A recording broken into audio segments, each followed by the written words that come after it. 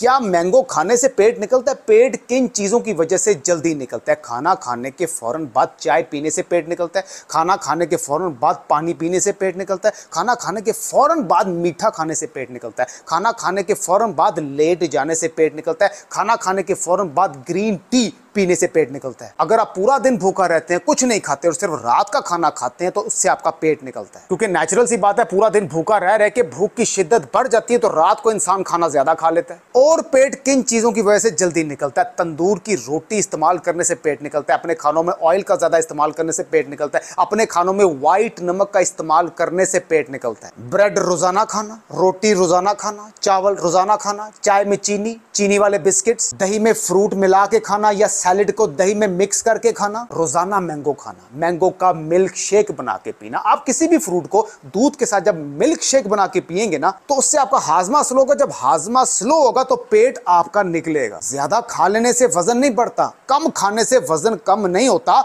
ये चीज मैटर की जाती है जो आप खा रहे हैं वो किस मटेरियल का है। अक्सर लोग पूरा दिन भूखा रहते हैं, जी हमें अपना वजन कम करना है। भूखा रहने से वजन कम नहीं होता, रुका रहता है। इसकी एक मिसाल ऐसे दूंगा, देखिए गाड़ी जितनी मर्जी महंगी हो, जब तक उसमें पेट्रोल नहीं डालेंगे ना वो तब तक नहीं चलेगी। फिर ज़हन में एक चीज आती है कि वजन अगर कम करना है तो एक्सरसाइज करनी पड़ेगी और बड़ी मुश्किल करनी पड़ेगी।